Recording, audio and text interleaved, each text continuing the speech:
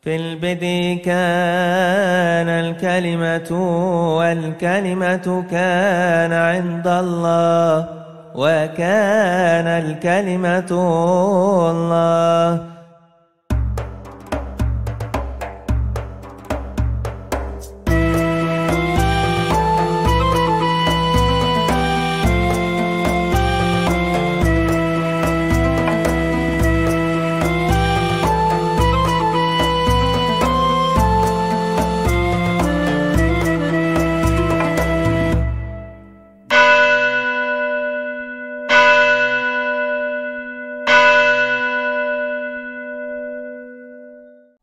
Kejadian pasal 2, kita akan membaca ayat mulai dari ayat 18 sampai dengan ayat 25. Demikian firman-Nya. Tuhan Allah berfirman, tidak baik kalau manusia itu seorang diri saja. Aku akan menjadikan penolong baginya yang sepadan dengan dia. Lalu Tuhan Allah membentuk dari tanah segala binatang hutan dan segala burung di udara.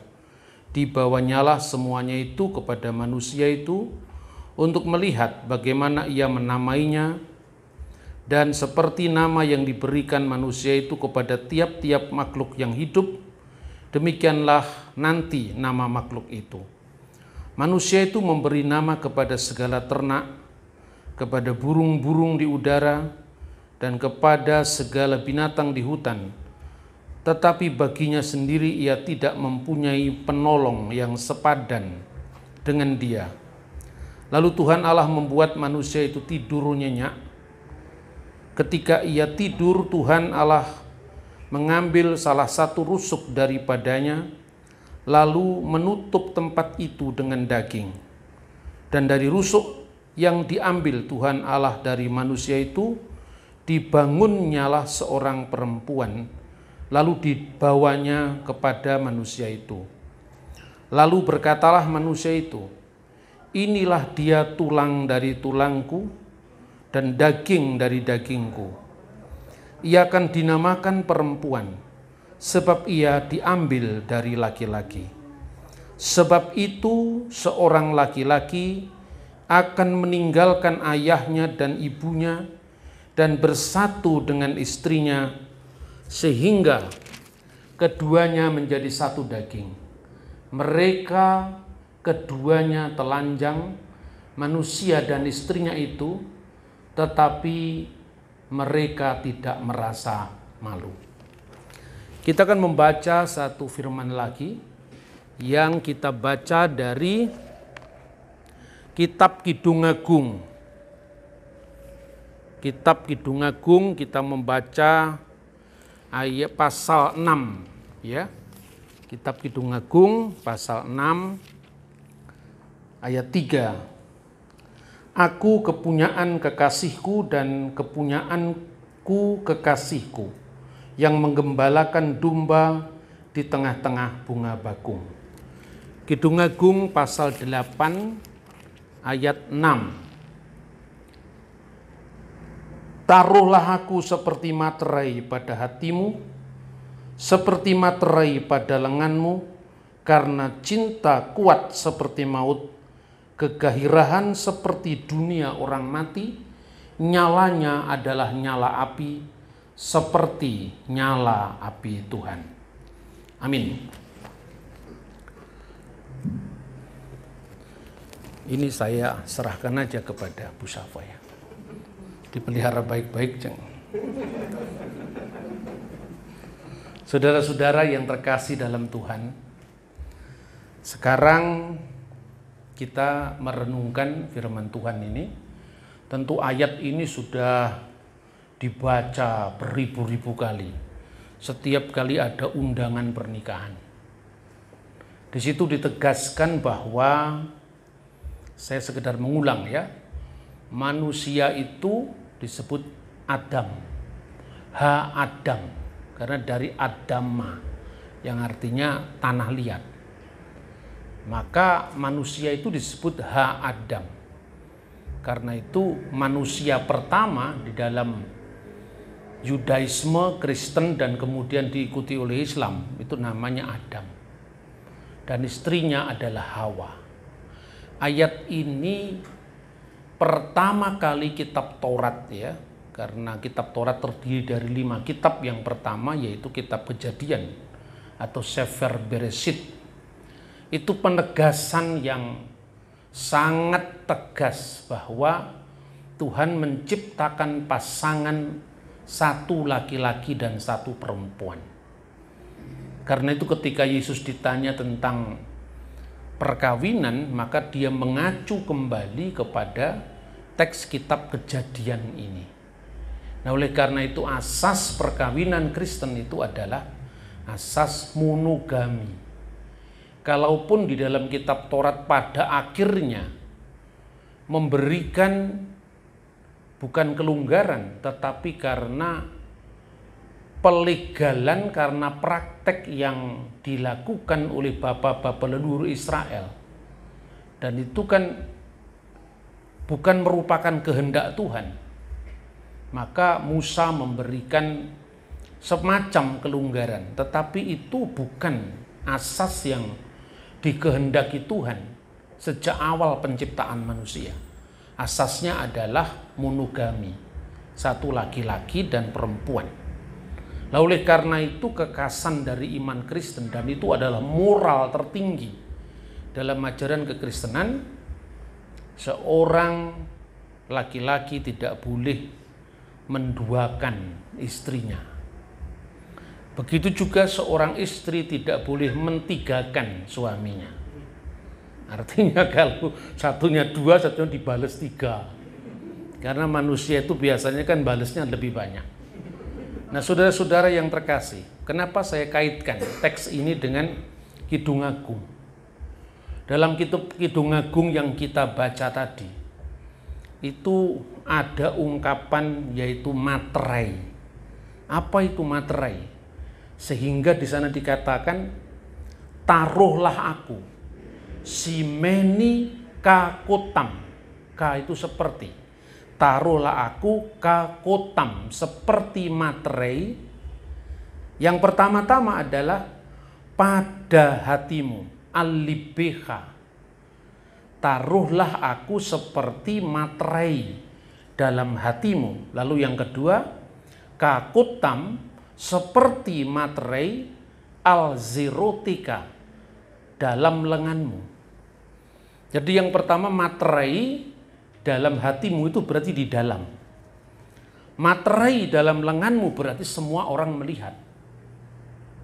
Jadi artinya bahwa pernikahan itu didasarkan atas komitmen yang pertama-tama muncul dalam hati. Dan itu tidak ada orang yang tahu. Apa yang ada di dalam hati Angga, yang tahu cuma Angga dengan Tuhan.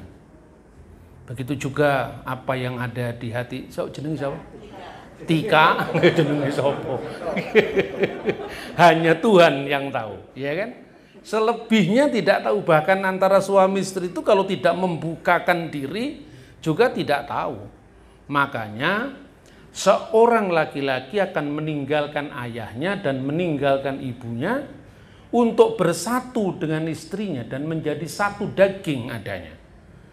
Lalu keduanya telanjang dan tidak merasa malu. Karena manusia itu yang paling dalam itu ketika ketelanjangan. Ketelanjangan itu kan dibuka apa adanya, semuanya. Dan itu tentu tidak mungkin kalau itu bukan suami istri. Ya kan? Artinya tidak ada yang tersisa lagi. Tidak ada yang ditutup-tutupi lagi. Ketika dahulu sebelum menikah.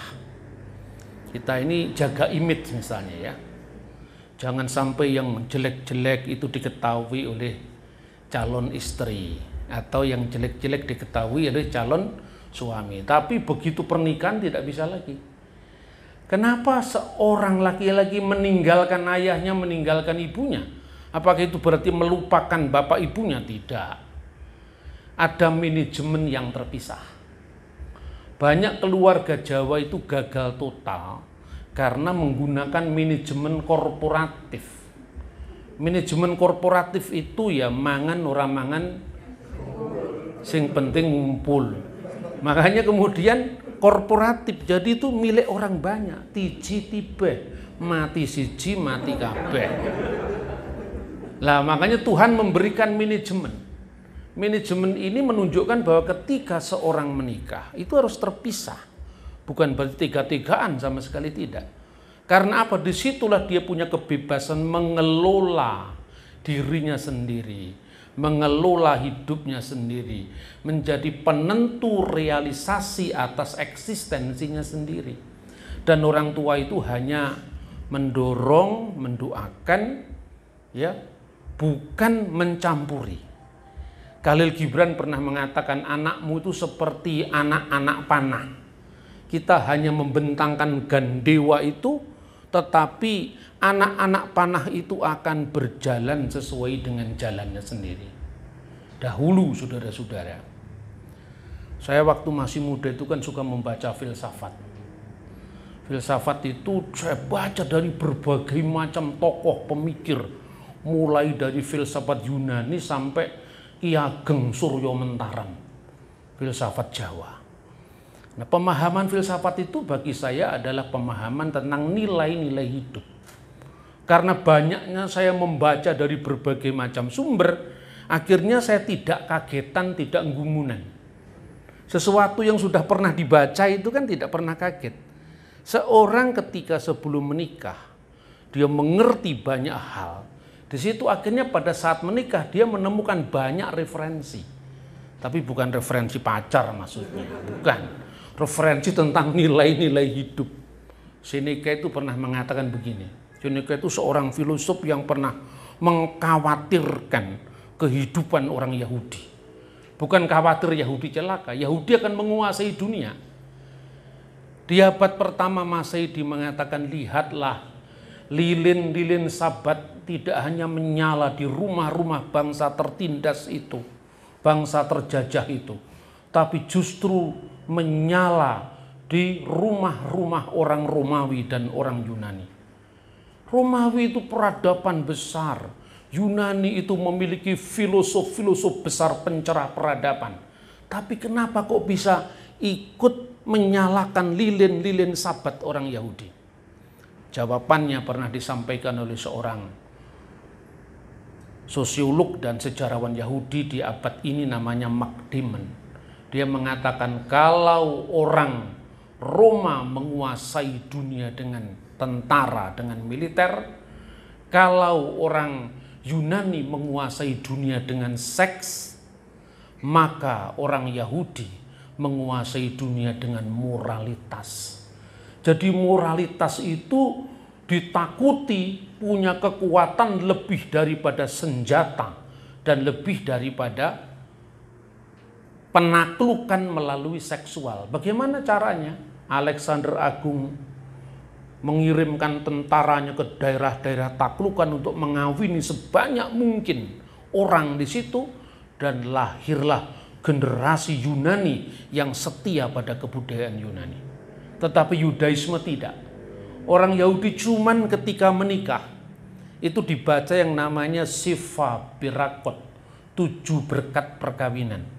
Urutannya sangat jelas. Yang pertama, segala puji bagi Tuhan Allah yang telah menciptakan langit bumi dan seisinya. Penegasan pertama adanya Sang Pencipta atas segala sesuatu. Dari penciptaan kosmos, jagat besar itu kemudian penciptaan mikrokosmos, makrokosmos, mikrokosmos. Terpujilah Engkau ya Tuhan Allah kami, Raja semesta alam. Kan selalu diawali dengan Baruch atah Adonai Eloheinu melech haolam. Yang telah menciptakan manusia itu laki-laki dan perempuan. Setelah penciptaan laki-laki dan perempuan, Tuhan menciptakan perkawinan untuk meneruskan keturunan.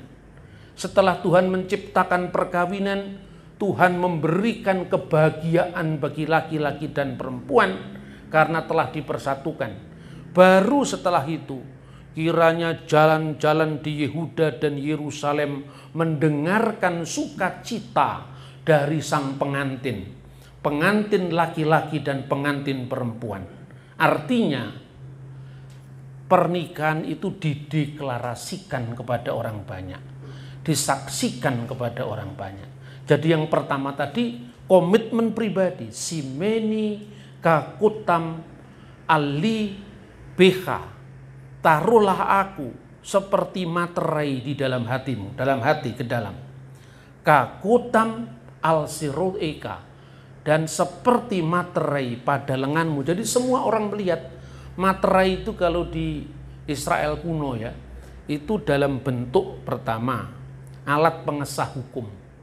Jadi seorang meninggalkan wasiat dimasukkan ke tempat tertentu lalu dimateraikan dan tidak dibuka sebelum sang pemberi wasiat itu menentukan kapan harus dibuka. Jadi tertutup, makanya kotam itu bisa berarti materai, sekaligus juga bisa berarti penutup dan tidak ada yang lain. Makanya kata ini juga muncul di banyak sekali istilah-istilah yang serumpun seperti bahasa Arab, bahasa Aram. Nah, contoh ya, bahasa Ibrani, kotam itu artinya materai. Materai yang menutup segala sesuatu. Jadi setelah itu tidak ada lagi, hanya itu satu-satunya. Dalam agama Islam juga dikenal kata kotam, kotaman nabiyin. Nabi penutup, materai segala nabi, the seal of the prophet, kan itu kan. Sebelum zaman Islam itu juga muncul satu aliran keagamaan, namanya Manikianisme. Manikianisme itu menyebarkan agama sinkretis, campuran antara Yahudi, Kristen dan berbagai macam sekte. Namanya adalah Dina Nuhra, agama terang. Nabinya namanya Mani atau Manius.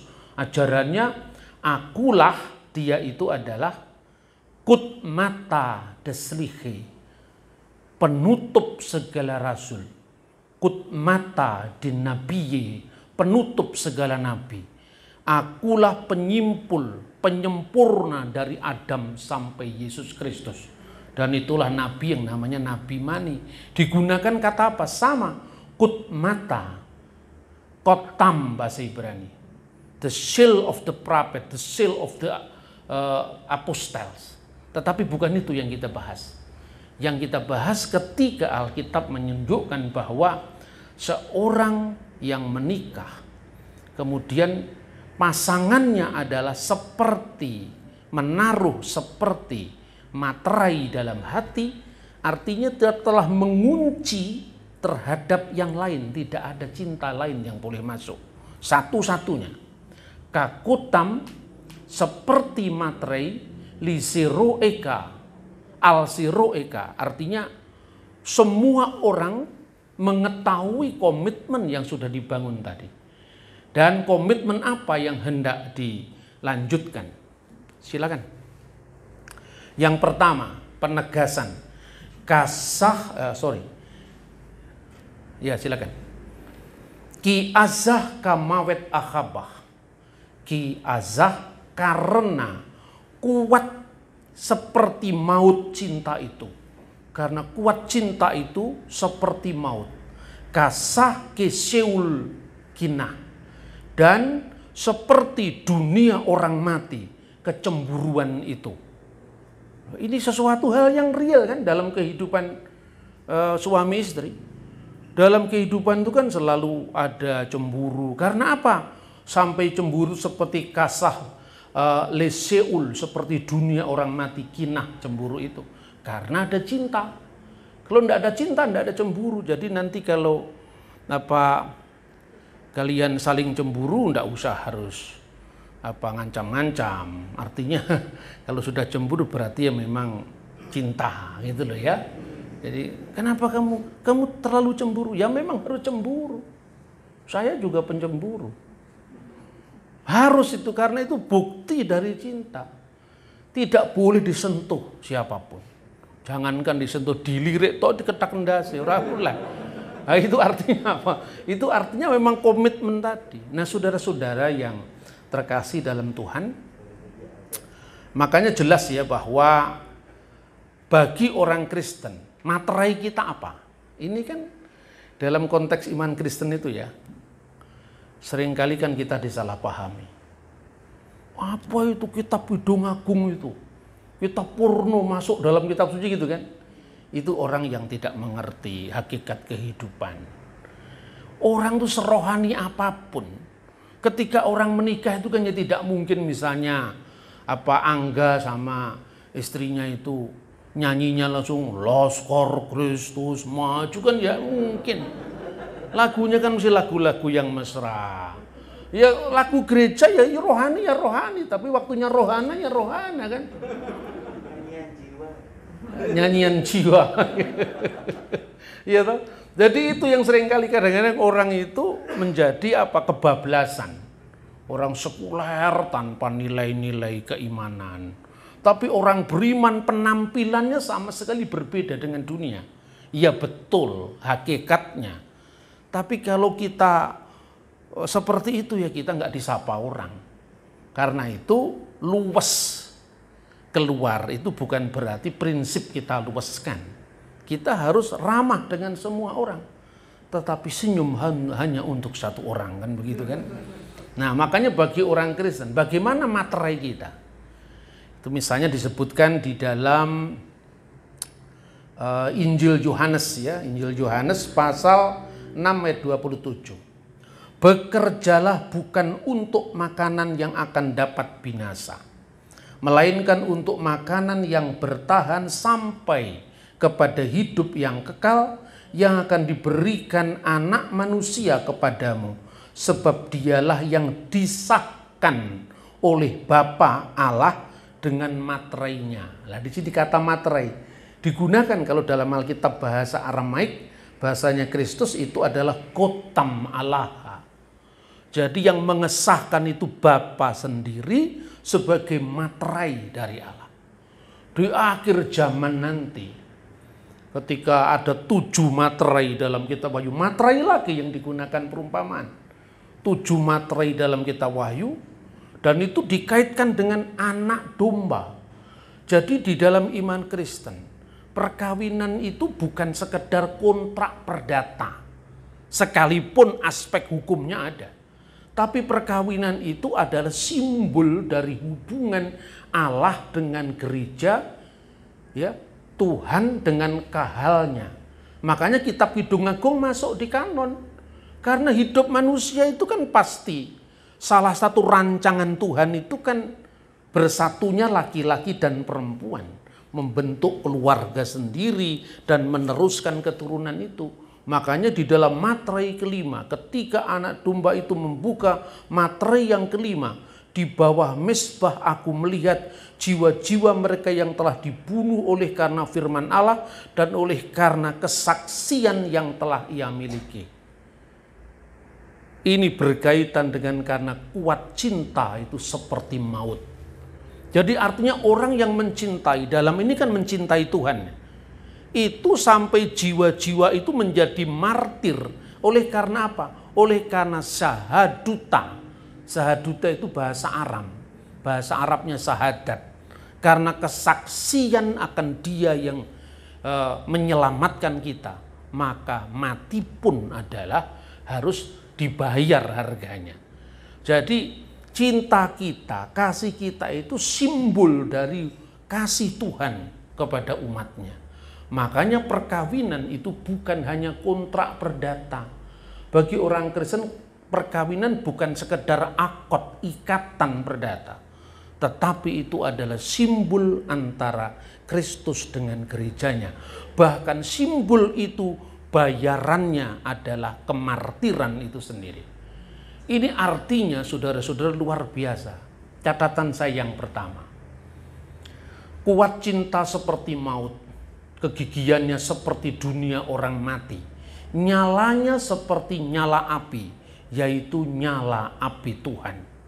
Jadi di balik kitab Kidung Agung yang romantis, kitab Kidung Agung yang kadang-kadang kalau dibaca anak-anak kecil, itu kan seperti buku orang-orang dewasa. Tetapi anak kecil itu suatu saat termasuk Matthew nanti akan dewasa juga akan baca Kidung Agung. Jadi tidak ada sesuatu yang dilewati dari kehidupan. Jadi artinya apa? Tuduhan kitab Kidung Agung, kitab Purno itu tinggal tergantung dari mana kita melihatnya. Kalau Anda menyusui seorang anak di depan jalan dan kemudian itu dibuka, lah itu baru Purno. Karena yang memandang Pak Jun misalnya. Karena orang dewasa yang memandang. Tetapi kalau seorang ibu menyusui anaknya, tidak ada yang ngomong porno, karena itu adalah kehidupan. Jadi, yang disebut porno itu bukan pada bendanya, tapi pada apresiasi dan konteksnya. Makanya orang yang suka demo-demo melawan pornografi, karena pikirannya tidak bisa lepas daripada sesuatu yang ngeres pornografi. Jadi apa? Porno itu tidak ada di kelaminmu, tapi porno itu ada di otakmu. Jadi otak kita yang harus kita bersihkan. Makanya kitab Kidung Agung ini adalah merupakan sebuah penghargaan ilahi terhadap cinta manusia. Dan cinta manusia itu agung. Makanya sir hasirim, kidung segala kidung, kidung yang agung. Jadi saya mengingatkan saudara-saudara, saya SMP itu baca buku ini. Amir Hamzah, Raja Penyair Pujangga Baru. Ini bacaan saya SMP ini. Di buku ini, Amir Hamzah itu Pujangga Baru kan muslim kan. Di buku ini ada salinan kitab Kidung Agung buku ini. Jadi saya pernah membaca Kidung Agung itu dari bukunya Amir Hamzah. Jadi ada dua kitab yang diterjemahkan, satunya kitab Hindu yang namanya Bhagavad Gita. Ini ya. Dan satunya adalah kitab Kidung Agung. Jadi langit kebangsaan kita ini kan sepertinya sekarang ini semakin sempit. Zaman dulu Pujangga Baru seperti Amir Hamzah menerjemahkan kitab Kidung Agung tidak ada masalah. Kenapa sekarang menjadi masalah? Karena cara pandang kita yang berbeda tentang apa yang kita anggap porno tadi. Ini contoh-contoh ya. Kitab Amir Hamzah. Kemudian saudara-saudara, cinta itu kan melampaui jarak, batas. Bahkan kadang-kadang paradigma hidup yang sama sekali diametral berbeda. Itu universal karena agama apapun, budaya apapun, cinta itu memang dilebih-lebihkan. Contohnya ya. Karena kuat cinta itu seperti maut, kegigihannya seperti dunia orang mati. Kemanapun menjelajahi daratan, mengarungi lautan, akan kucari. Abad kedua Masehi, saudara-saudara, penyair India yang namanya Walmiki Ramayana, karena tema cinta antara Sita dan Rama, pergi ke Pulau Jawa. Koyo Ruru Pulau Jawa itu di mana? Dari India itu. Jadi kira-kira abad ke-5 sebelum Masehi, syair-syair Jataka, abad ke-3 Purana-Purana Hindu, itu menyebut India itu namanya Jambudwipa, Pulau Blueberry. Nah, di balik India itu namanya Dwipantara. Dwipantara itu pulau di seberang dari India. Dwipantara inilah yang di dalam bahasa Nusantara kuno disebut Nusantara. Makanya di Ambon ada Nusa Laut, Nusaina. Dari situ muncul kata Nusantara, itu terjemahan dari Dwipantara. Makanya abad keempat, karena cinta India yang bombastis itu, awas ada tiang begini. Ini kalau cinta India bahaya ini. Angga ini. Sawan kamahina pawana kare sore. Awas. Tiarari jume ese jese ban mana kemur. Ih, salah India. Bu Sapa ketawa, enggak tahu kenapa dia ketawa. Iya toh? India itu cinta yang luar biasa sampai kemudian Marmaresu Dwipantarani Talawanga. Jadi bermain-main ombak di Dwipantara. Di tengah-tengah tiupan angin sepoi, bunga-bunga cengkeh yang harum di tanah Nusantara. Makanya pujaan atas cinta itu luar biasa. Yatnawantu Jawa Dwipam Saptaraju Pasubitam Swarna Rupiaka Dwipam Swarna Karamanditam. Sejauh itu artinya kuat cinta itu seperti mau jelajahilah pulau Jawa yang memiliki Saptaraju 7 kerajaan Pasubitam sebagai hiasan, Swarna Rupiaka Dwipam pulau emas pulau perak yang memiliki tambang-tambang emas. Makanya terus dinyanyikan Sitaram itu simbol dari cinta sejati. Ragupati Rajanara Jarampati Tapa Wana Sitaram. Terus disebut namanya Sitaram, Sitaram Jaya Sitaram. Jadi Sitarama, Sitarama itu simbol antara lingga yoni, simbol laki-laki perempuan, simbol antara Adam dan Hawa. Cuma di Alkitab tidak terlalu berlebihan. Artinya apa? Cinta erotik, cinta insani itu menemukan batas pada transendensi ilahi. Sejauh apapun kamu meliarkan apa yang disebut cita asmaramu, tetapi ingat nyala api seperti nyala api Tuhan. Semuanya itu diletakkan dalam konteks pengagungan Tuhan. Sehingga di dalam iman Kristen tidak ada seks bebas. Karena seks bebas itu menodai kemanusiaan. Karena hubungan yang tidak ada norma itu telah membuat manusia turun ke dalam aspek kebinatangan.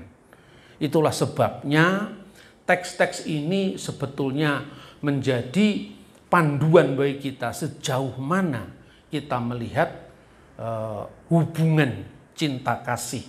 Mulai dari erotis, tingkat yang paling fisik, sampai menjadi agape, cinta yang tidak menuntut balas, yaitu cinta ilahi. Sebagai pesan terakhir, ini sesuatu hal yang saya kira universal di Alkitab maupun di luar Alkitab pun saya kira sama. Gegarane wong akrami, modalnya orang menikah itu, ya. Ini universal, ini nilainya sama. Dudu bondo, dudu rupo. Jadi modalnya orang menikah itu bukan harta. Sebab kalau harta, begitu kita masih punya banyak aset, cinta, abang disayang. Kalau asetnya sudah habis,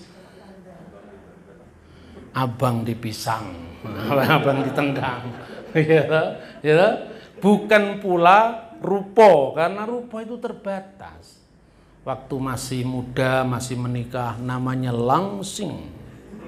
Itu bahasa Tionghoa. Begitu sudah menikah, sudah bereproduksi, sudah mengeluarkan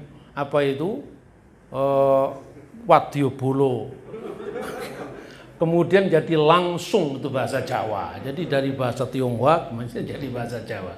Jadi nanti kalau tiga sudah langsung, ya langsung saja, nggak usah langsing lagi, karena itu kodrat insani, nggak bisa disangkal, kan? Ya toh? Sampai mana tadi? Tutu pondo, tutu rupo. Terus piye lali aku. Amung ati pawitane, hanya hati yang menjadi modal. Luput pisan keno pisan, yen gampang pancen gampang. Jadi dalam mencapai target dalam hidup rumah tangga itu kadang-kadang ya ada melesetnya, ya kan? Kadang-kadang kena, kadang-kadang lepas. Kalau mudah, terlampau mudah, yen angel kelangkung. Tapi kalau sudah sulit-sulitnya luar biasa. tan kena tinumbas arto, dan itu tidak bisa dinilai dengan uang, karena cinta itu lebih besar daripada uang, lebih besar daripada barang, lebih besar daripada gender, lebih besar dari apapun yang ada di dunia ini. Cintalah modal kalian untuk mengarungi kehidupan, baik ketika masih langsing atau nanti kalau sudah langsung. Dulu perut saya ini kan tidak seperti ini, gitu. Tapi karena sering disuntik insulin, ini jadi seperti ini. Tapi dia tidak pernah protes, karena menikmati hidup. Karena hidup itu harus dinikmati, dijalani, dan ditingkatkan menjadi hidup yang berarti bagi Tuhan dan sesama kita. Kiranya cinta akan menuntunmu kepada jalannya sendiri. Dan jikalau engkau rela, engkau akan dituntunnya. Namun jikalau engkau akan menolak, cinta akan memaksamu. Karena sudah tidak ada jalan lain. Nah, yang saya katakan itu kata-kata Seneca itu. Kalau kamu mau, cinta akan menuntunmu. Kalau kamu tidak mau, cinta akan memaksamu. Takdir akan memaksamu. Yang belum nikah, sampaikan kepada pacarmu. Kalau kamu mau dengan aku, cinta akan menuntunmu. Tapi kalau kamu menolak aku, takdir akan memaksamu. Pasti dia mau itu. Sudah, pasti mau. Nggak berani nolak karena takdir. Tuhan memberkati kita. Shalom alaikum bishem hamasyah.